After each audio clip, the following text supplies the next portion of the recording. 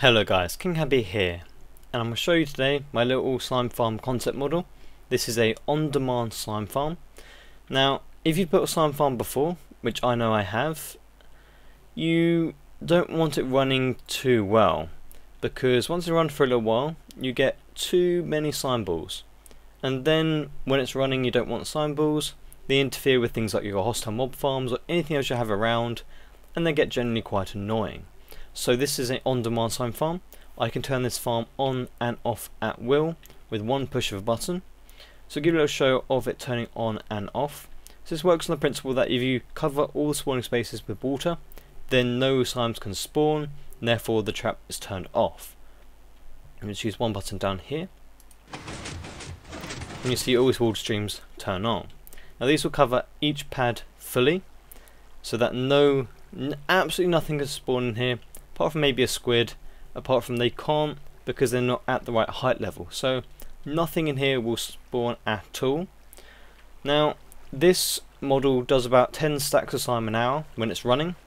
So if you turn it on, leave it for 10 minutes, you'll get about a stack and a half, 2 stacks of slime balls. So it's pretty well on demand, I would think.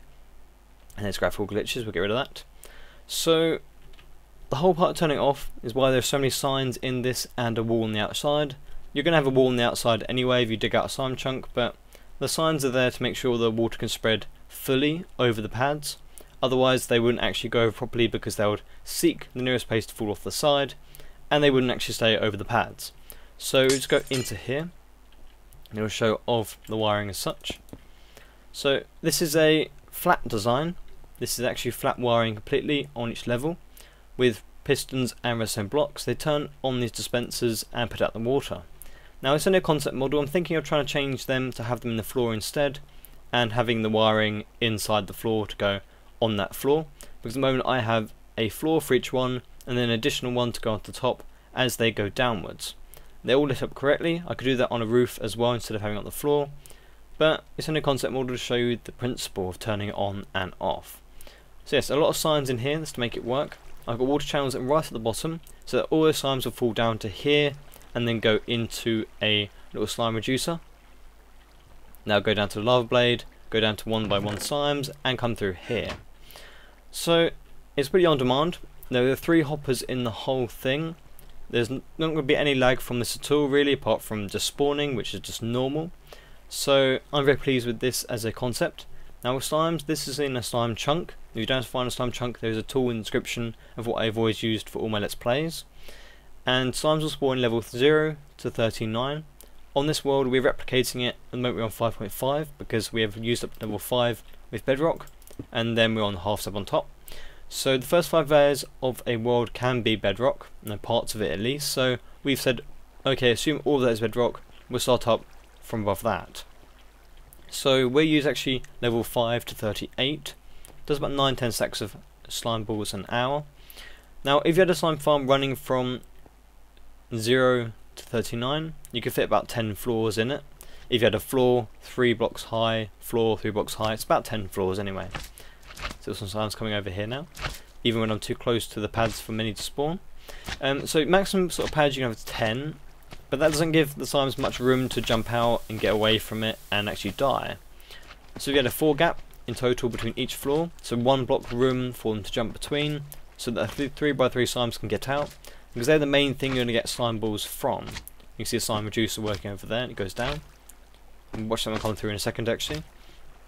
So for this I've got a 5 gap between each spawning floor to give room for the redstone. So far I've got a 6 pads in this in total instead of the 7 that you might have, but I think the slight reduction in spawning rates is much better for the actual rate of being able to turn it on and off.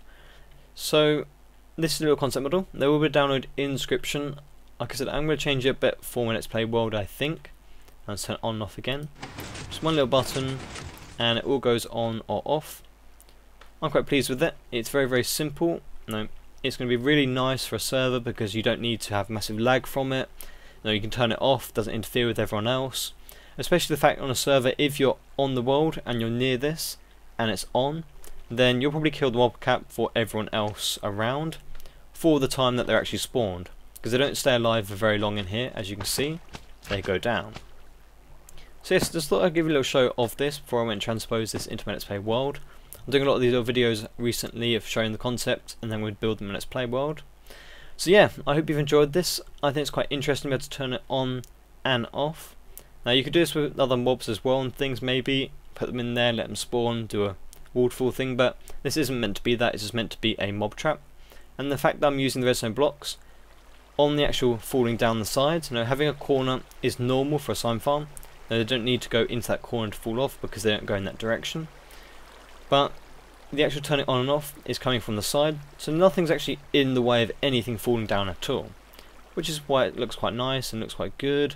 So a little show of the bottom of here first. Just the redstone blocks going around to each thing. So yeah, I thought that was quite interesting. I spent a little while building it up and testing it. Works very well. Just a few bits from Let's Play World, but there you go. Hope you've enjoyed the little concept. And I'll see you next time, guys. Thanks for joining me.